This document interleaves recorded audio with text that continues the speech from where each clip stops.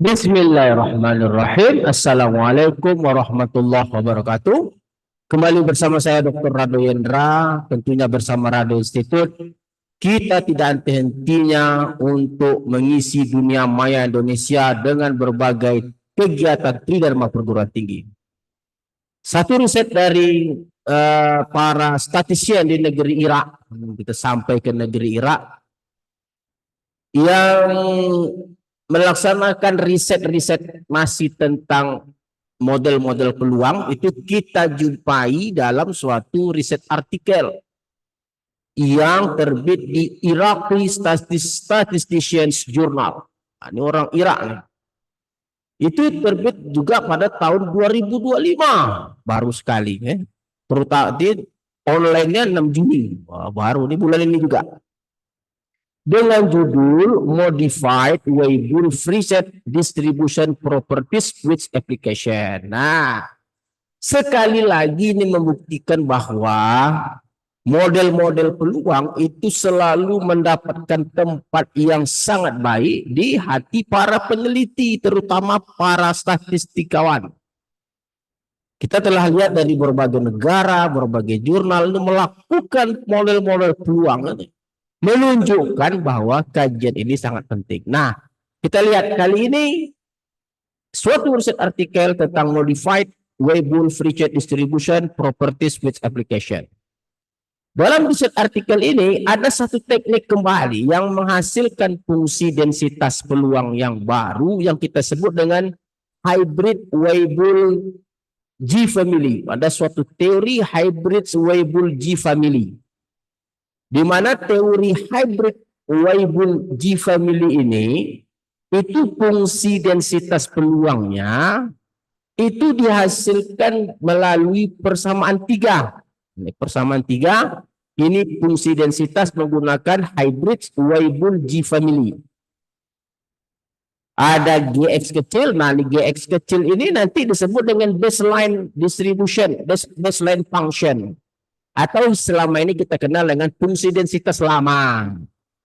Dalam teorinya disebut dengan baseline function. Kalau dia GX besar disebut dengan baseline cumulative distribution, sedangkan GX kecilnya baseline density function. Kalau GX kecil baseline density function.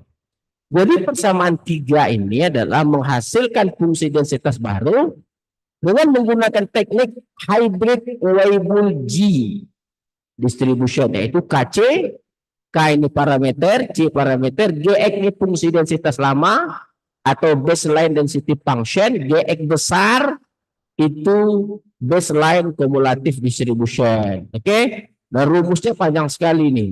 Kita lihat persamaan 4 nih, panjang sekali.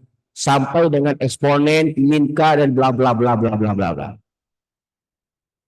Dengan kumulatifnya seperti persamaan 2. Nah, ini kumulatifnya. Untuk menghasilkan kumulatif baru dengan menggunakan teknik HWG, Hybrid Weibull G Family.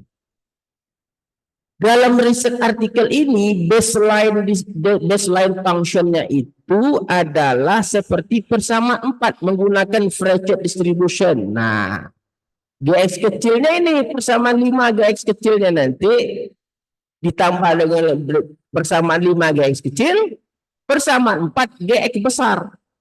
Jadi persamaan 4 GX besar, persamaan 5 GX kecil, kalau kita masukkan ke dalam persamaan 3, akan menjadi persamaan 7. Wah, ini persamaan 7. Ada 4 parameter KC, A, dan B. Itu dia persamaan 7. Bagaimana persamaan 7 dihasilkan sudah kita sebut tadi, yaitu persamaan 4, persamaan 5 dimasukkan ke dalam persamaan 3. Dan untuk kumulatifnya seperti persamaan 6 adalah cukup persamaan 4 kita masukkan ke dalam persamaan 2. Nah, inilah persamaan 7 yang kita sebut sebagai Hybrid Weibull Preset Distribution. Sedangkan persamaan 6 kumulatifnya HWFR, Hybrid Weibull Preset Distribution. Nah, kan ada ilmu-ilmu baru yang kita lihat, teknik-teknik baru dalam menghasilkan fungsi densitas peluang. Nah, seperti biasa dalam riset artikel ini nanti diberikan dua dataset, ada dataset 1, dataset 2. Dataset 1 itu seperti yang ditampilkan pada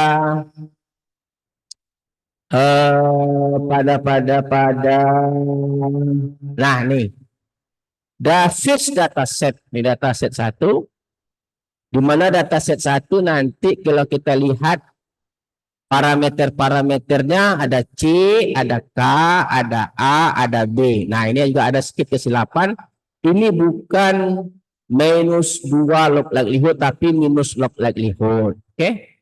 Kalau minus 2 log likelihoodnya ini 95 kali 2. Baru dia minus 2 log likelihood, tapi 95 ini hanya minus log likelihood saja atau minus L. Oke, minus L. Minus log likelihood. Oke.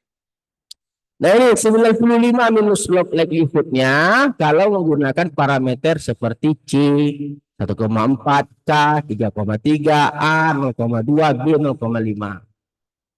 Seperti biasa kita akan gunakan kekuatan R kita untuk menghasilkan. Nah, sebelumnya kita lihat dulu. Ini persamaan ini gambar 5 ini uji density plot. Yang warna hitam itu adalah hybrid Weibull-Friedrich.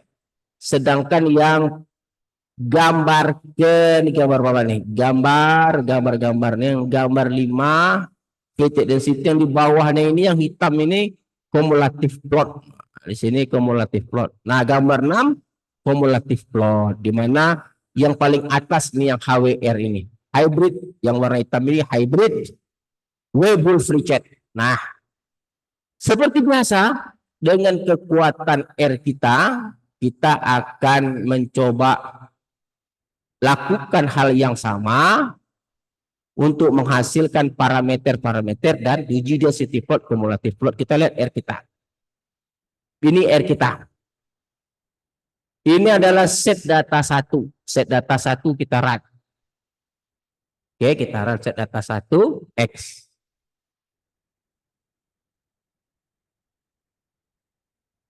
Ini data 1. Lalu kita mengikuti teori tadi dikatakan hybrid Weibull G family, ini dia. Ini fx density-nya, ada gx kecil, ada gx besar. Ini dia. Dan ini adalah fx besarnya. Jadi kumulatifnya ini density. Nah, kalau kita tukar gx-nya dengan Friedrich dengan gx yang ini, dan gx besarnya kita tukar dengan gx ini, maka dia akan menjadi fungsi densitas peluang. Ini dia fungsi densitas peluangnya, panjang sekali. Oke, panjang. Kalau mau kita lihat, kalau mau seluruhan kita lihat, kita tinggal pecah saja. Jadi kita pecah. Hati-hati mecahnya, jangan sampai salah. Ini kita pecah. Oke, ini kita pecah. Kalau mau lihat seluruhnya, ini kita pecah. Ini kita pecah. Nah, ini panjang fungsi densitas, ya kan? Ini terjadi akibat apa? Akibat fx ini, oke? Yang gx kecilnya kita ganti ini, gx besarnya kita ganti ini. Oke.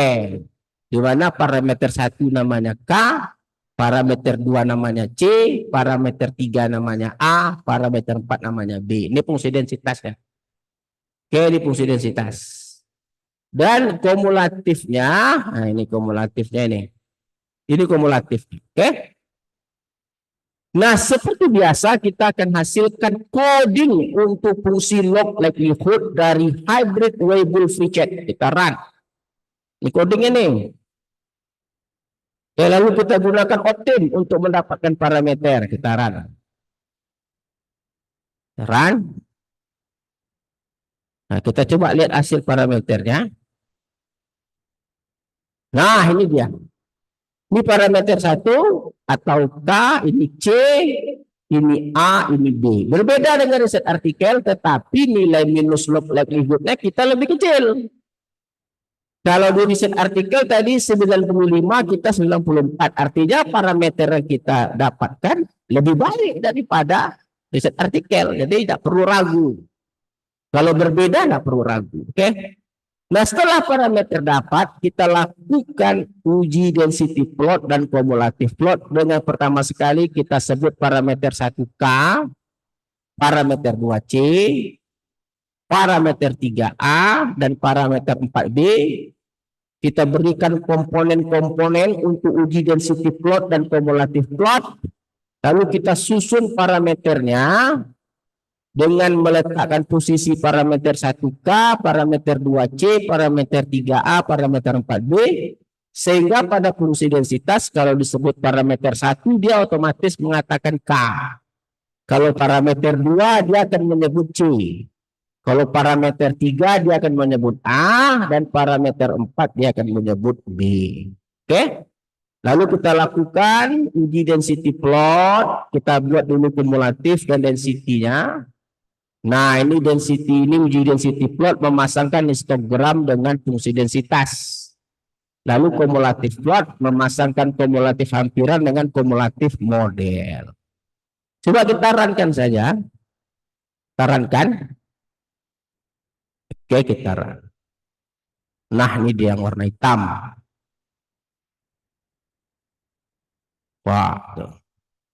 Jadi kalau kita lihat hasilnya itu sama persis dengan riset artikel. Di mana density plot yang berwarna hitam ini dapat mengikuti pola histogram meskipun yang di puncak itu belum dapat ditangkap dengan sempurna. Adapun untuk kumulatif plot dia sudah sangat baik itu menangkap menghampiri kumulatif hampiran. Jadi sekali lagi bahwa kalau kita lihat Rado Institute itu berkali-kali telah berhasil untuk membahas suatu riset artikel, menghasilkan coding, kita jalankan, kita berikan pengetahuan dasar, lalu kita buktikan bahwa kita sanggup. Kadang-kadang parameter kita beda, tetapi hasilnya lebih baik. Oke, saya rasa cukup kajian kali ini. Jangan ragu selalu untuk hadir di dalam kelas Rado Institute. Jumpa lagi pada sesi berikutnya. Assalamualaikum warahmatullahi wabarakatuh.